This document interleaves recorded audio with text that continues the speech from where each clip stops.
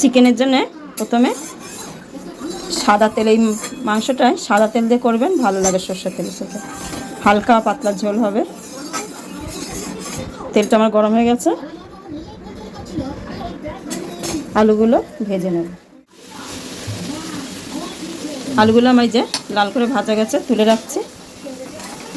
একটা গোটা শুকনো লঙ্কা ফোড়ন দিলাম। এরপর দিচ্ছি এই যে দারচিনি, লবঙ্গ আর এলাচ।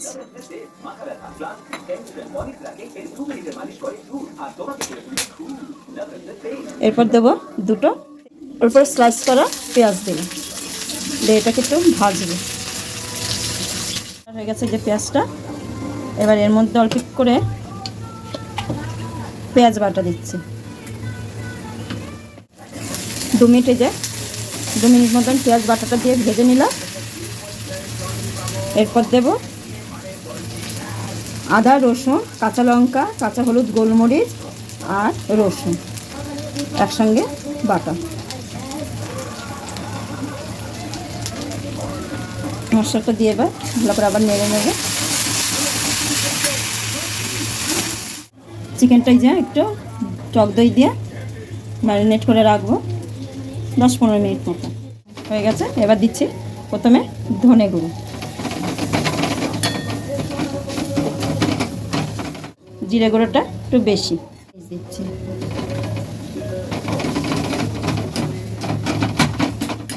নুন দিচ্ছি,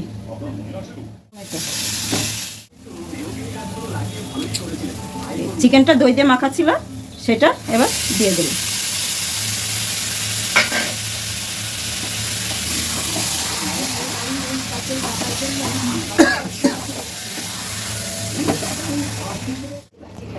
এবার আমি এই যে গাজরগুলো যে কাটা আছে গোল গোল করে, ওগুলো সেদ্ধ হতে তো টাইম লাগবে, এর জন্য এবার আমি গাজরগুলো দিয়ে দিচ্ছি, দিয়ে দেবো।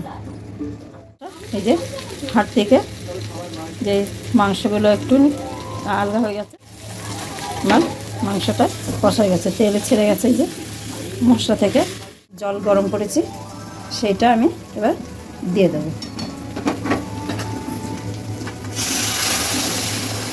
গরম জলটা দিলে তাড়াতাড়ি সেদ্ধ হবে আর খেতে টেস্ট হবে। সেদ্ধ হতে দেবো চিকেনটা। পেঁপে গাজর দিয়ে মুরগির পাতলা ঝোল রেডি।